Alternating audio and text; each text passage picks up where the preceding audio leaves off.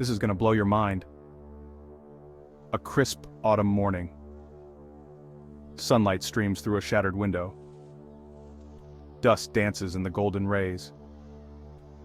The silence is broken only by the chirping of birds, oblivious to the horror within. Inside, the air is thick with the metallic scent of blood. A woman lies still on the floor, her life brutally taken. Her name? Jane Doe. This is Maplewood's newest mystery. The neighbors had noticed nothing. No screams. No struggle. Just an eerie silence that stretched throughout the night, replacing the familiar hum of Jane's favorite jazz records. The front door, usually locked tight, stood ajar, an open invitation for the darkness. The police arrived, their faces grim, their eyes scanning every detail of the gruesome scene. This was no ordinary break-in, this was personal. Jane Doe. A quiet soul, they called her. Kept to herself mostly. Worked at the local library, surrounded by the comfort of stories and the scent of aging paper. She found solace in the written word, in the tales spun by others. Her own story, however, remained a mystery to most. A loner, some whispered. Independent, others countered. She was a creature of habit. Every morning a walk in the park, her loyal Labrador retriever Max by her side. Every evening a cup of chamomile tea, a good book, and the soft melodies of Billie Holiday filling her small apartment. She seemed content, almost invisible, a shadow moving through life's tapestry. But shadows, as we know, can hide secrets.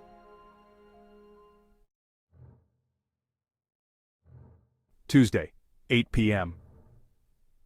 Rain lashed against the windows, mirroring the storm brewing inside. A shadowy figure lurked outside Jane's building, their face obscured by the downpour. They moved with a chilling familiarity, a sense of purpose that sent shivers down the spines of unseen observers.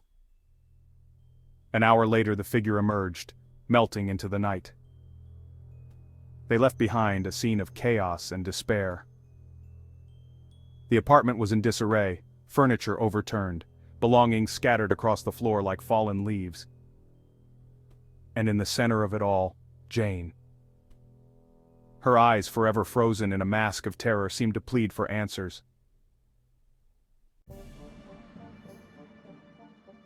Section 4. Whispers in the Shadows. The clues were like whispers, faint but unsettling. A broken window, the lock tampered with. Signs of a struggle, a desperate fight for life. On the coffee table next to an overturned teacup lay a cryptic note. Her secret dies with her. The words, scrawled in a hurried hand, sent chills down the spines of the investigators. What secret did Jane guard so fiercely? The investigation began. Neighbors were questioned, their faces etched with a mixture of fear and curiosity. Friends, or rather acquaintances, were interviewed, each offering fragmented memories of the enigmatic Jane Doe. The more they learned, the deeper the mystery became. Jane's life, once seemingly simple, was now a tangled web of secrets, lies, and hidden connections.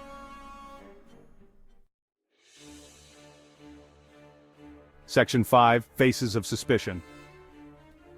3 faces stare out from the police lineup, each a possible protagonist in this macabre play. First, the ex-lover John, a brooding artist with a fiery temper and a history of violence. His alibi for the night of the murder? Shaky at best. Then, there's the nosy neighbor, Mrs. Peterson, her eyes sharp as shards of glass, her tongue sharper still. She knew everyone's business, missed nothing, especially when it came to Jane. Was her curiosity simply a harmless quirk, or did it mask a darker motive? Finally, the quiet colleague David, a mousy man who seemed to blend into the background. Except he wasn't at the library the night of the murder. And whispers of a secret affair with Jane had begun to surface.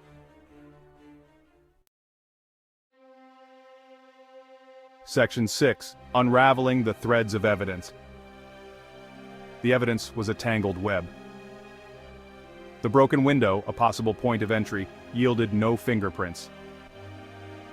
The cryptic note, analyzed and reanalyzed, offered no concrete leads. But then, a breakthrough. A hidden bank account registered in Jane's name containing a substantial sum of money. Where did this money come from? And who else knew about it? The plot thickened. John, it turned out, was deeply in debt, his artistic dreams drowning in a sea of unpaid bills. Mrs. Peterson, despite her modest lifestyle, had a penchant for expensive jewelry and even more expensive secrets. And David, well, David had vanished, leaving behind a trail of unanswered questions and a growing sense of unease. Was it greed that fueled the killer's hand?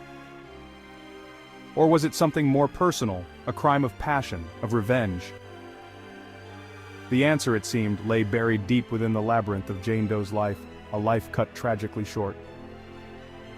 We are left to sift through the fragments, to connect the dots, to seek justice for the silent neighbor whose story ended before it could truly begin. Who killed Jane Doe? Continue watching the next episode and subscribe to our channel.